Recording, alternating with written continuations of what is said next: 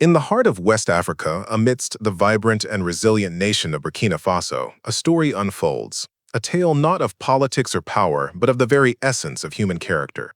It is a story about a leader, a father, and a choice that would echo through the corridors of time. Our story begins on a day like any other in the bustling capital of Ouagadougou. The sun beat down on the dusty streets, the air thick with the aroma of grilled meat, and the sounds of a city in constant motion. President Ibrahim Traoré, a man known for his quiet strength and unwavering resolve, was returning from a series of meetings. His convoy, modest by presidential standards, moved through the city, allowing him a view of the people he had sworn to serve. It was in this fleeting moment, a scene that had played out 1,000 times before, that the past reached out and seized the present. As his car slowed for a throng of people crossing the road, his eyes were drawn to a figure huddled in the shade of a baobab tree. An old man, his face a roadmap of hardship, sat with a small wooden bowl in his hands. There was something in the way he held himself, a shadow of a once proud man, that pierced the president's heart. He leaned forward, his gaze fixed on the old man, a forgotten memory stirring in the depths of his soul. He ordered the car to stop. His security detail, ever vigilant, tensed, but the president waved them off. He stepped out of the vehicle, the dust of the streets settling on his polished boots, and walked towards the old man. As he drew closer, the features of the man's face sharpened, and the whispers of memory became a deafening roar. This was not just any beggar. This was Amara Traore, the father who had abandoned him and his mother 40 years ago, disappearing into the mists of time like a phantom. The shock was a physical blow, a sudden and unwelcome guest in the carefully ordered world of the president. The man who had been a ghost, a half-forgotten ache in his heart, was now before him, a testament to a life of hardship and regret. The president, a man who had faced down insurrections and defied global powers, found himself speechless. He saw not the beggar but the young, strong man from his earliest memories, the man who had taught him to read the stars and tell the stories of his ancestors. And then, just as quickly, he saw the man who had walked away, leaving a void that could never be filled. The old man looked up, his eyes clouded with confusion. Then, a flicker of recognition, followed by a wave of shame that washed over his weathered features. The president, his voice thick with an emotion he rarely showed, spoke a single word, "Father?" In that moment, the world seemed to stand still. The president, a man who carried the weight of a nation on his shoulders, was once again a young boy, facing the father who had left him behind. But there was no anger in his heart, only a profound sense of sorrow and a flicker of the old love that had been buried for so long. He helped his father to his feet, the old man's body frail and trembling. He led him to the car, the crowd parting in a mixture of awe and confusion. He took his father back to the presidential palace, a place of power and prestige, a world away from the dusty streets where Amara had been begging for his daily bread. He ordered a meal to be prepared, the finest dishes the palace kitchen could offer. As they sat together in the grand dining hall, surrounded by the symbols of his son's success, Amara's shame was a palpable presence. The president did not press him for details, he simply shared a meal with his long-lost father, a silent offering of forgiveness and a chance to reconnect. He spoke of his own life, of his journey from a small village to the highest office in the land. He spoke of the mother Amara had left behind, of her strength and resilience, of the sacrifices she had made to give him a future. He spoke of the values she had instilled in him, the values that now guided his leadership. He spoke not to boast, but to bridge the gap of 40 years, to show his father the man he had become. He saw the tears welling up in his father's eyes, tears of regret, of a life wasted, of a son he did not know. The president, with a heart full of compassion, made a decision. He would give his father a second chance, a chance to reclaim his dignity, to live out his remaining years in comfort and peace. He listened as his father recounted a life of poor choices and squandered opportunities. A story of a man who had chased fleeting pleasures, only to be left with the bitter taste of regret. After the meal, the president made his offer. He would not give his father a place in the government, for that was a position to be earned, not given. He would not give him a monthly stipend, for he wanted his father to build something of his own. Instead, he gave him a gift, a substantial sum of money, enough to start a business, to buy a home, to live a life of comfort and security. He gave him a key to a fully stocked shop in one of the city's busiest markets, a chance to become a respected merchant. But with this gift came a warning, a piece of wisdom born from his own experiences. "Father," he said, his voice gentle but firm, "I give you this not as a handout, but as a seed. Plant it, nurture it, and it will grow into a forest of prosperity. But if you squander it on the fleeting pleasures of the moment, it will turn to dust in your hands. Use this to build a new life, a life of honor and purpose. Promise me you will not waste this chance."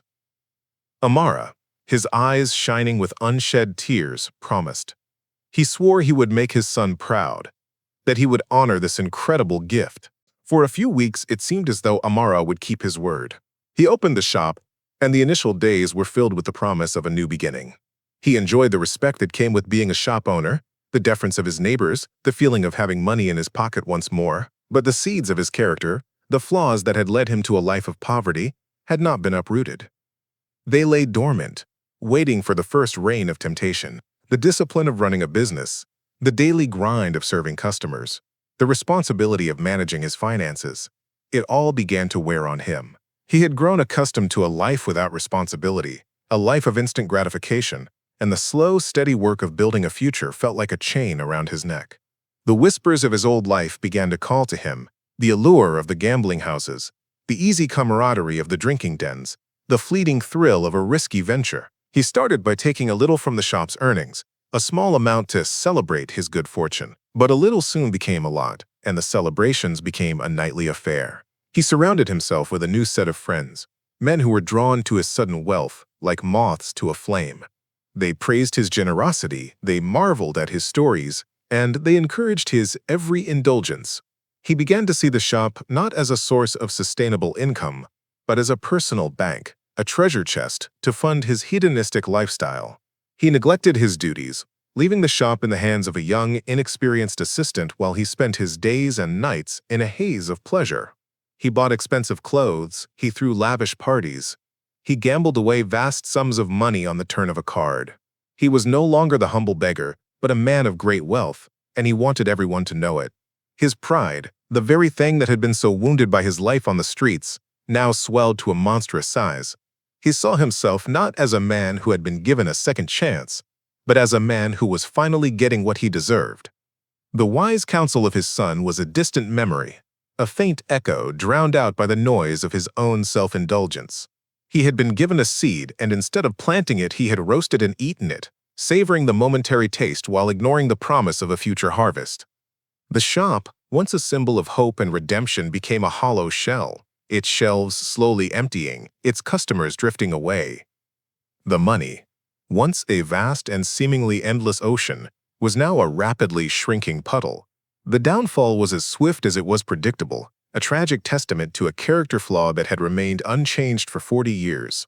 The gift had not changed the man, it had only revealed him. The inevitable day of reckoning arrived.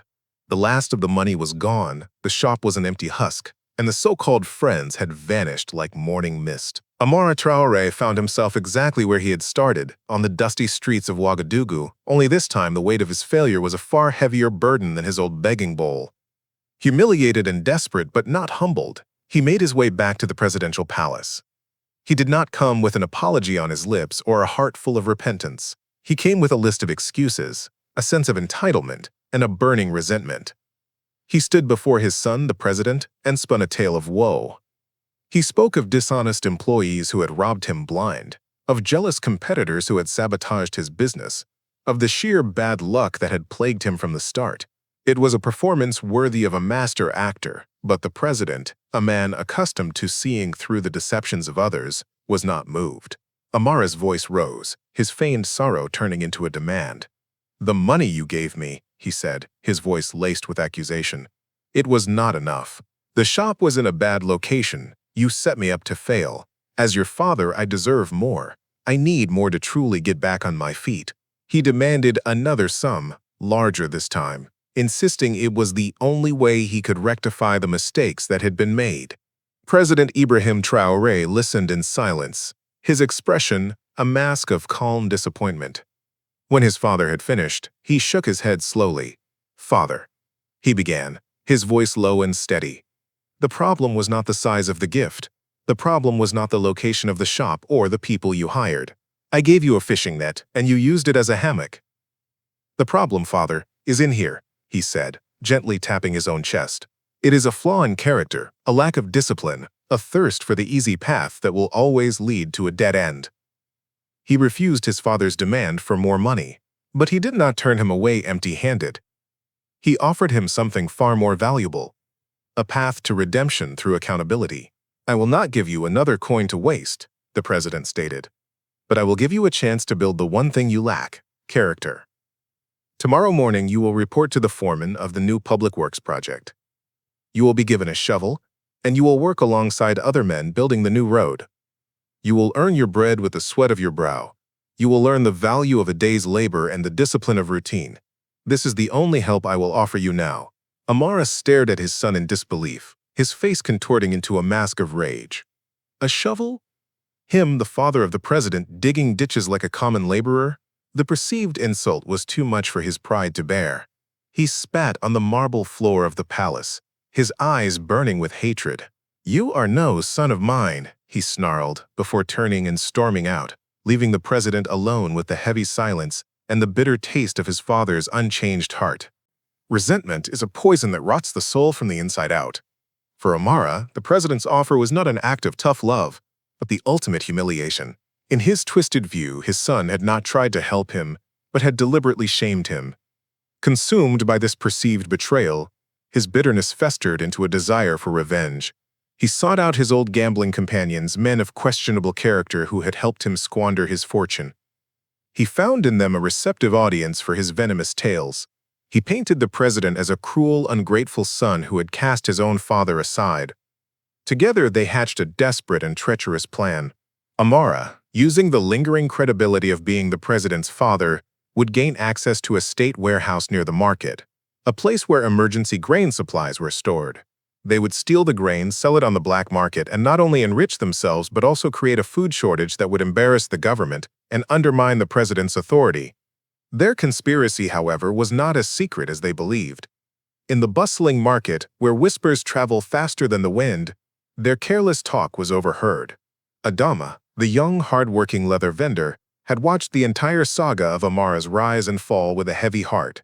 He was a patriot, a young man who believed in the president's vision of a self-reliant and honorable nation. He had seen the hope in the president's eyes and the opportunity that had been given to Amara. To hear now that the old man was plotting to betray not just his son but the entire nation filled Adama with a righteous anger. His loyalty was not to the blood of the president, but to the spirit of the nation he was trying to build. With a clear conscience, Adama went to the authorities and reported what he had heard. That night, as Amara and his accomplices broke into the warehouse, they did not find sacks of grain waiting for them. They found the presidential guard, waiting in the shadows. The betrayal was exposed, the plot foiled by the simple integrity of a humble citizen. Amara Traore, the father of the president, was arrested. The law, as the president had always insisted, was blind to status and family ties. Amara faced the full consequences of his actions, his downfall now absolute, a direct and inevitable result of the choices he had made. He had been given a fortune, a second chance at life, and had turned it into a weapon against the very person who had tried to save him. He ended his days not in a comfortable home, but in a prison cell, a place where he had nothing but time to reflect on the character flaw that had been his ultimate undoing. He was a living testament to a profound truth. A gift without the wisdom to use it is not a blessing, but a curse. This story reminds us that real change begins in the heart, not in the wallet. A person's character is the soil in which their destiny grows. If the soil is rocky with pride and greed, no amount of blessing will ever take root. True wealth is not what you have, but who you are. President Ibrahim Traoré understood this. His compassionate offer was a test, and his wise refusal was the greatest lesson. He knew that to give his father more money would be to enable his destruction. The real gift he offered was a path to self-respect, a path his father, blinded by his own flaws, refused to walk. Blessings can become curses without wisdom, and opportunities turn to ashes without the gratitude and discipline to honor them. Real change begins in the heart, not in the wallet. This story reminds us that real change begins in the heart, not in the wallet. If this story touched your heart, Don't forget to like, share, and subscribe for more powerful true stories about compassion, leadership, and the choices that shape our destiny. Tell us in the comments, do you think President Ibrahim Traoré was right to refuse giving his father more money? Your voice matters. Let's hear your thoughts below. Thank you for watching. Stay inspired, stay grateful, and we'll see you in the next story.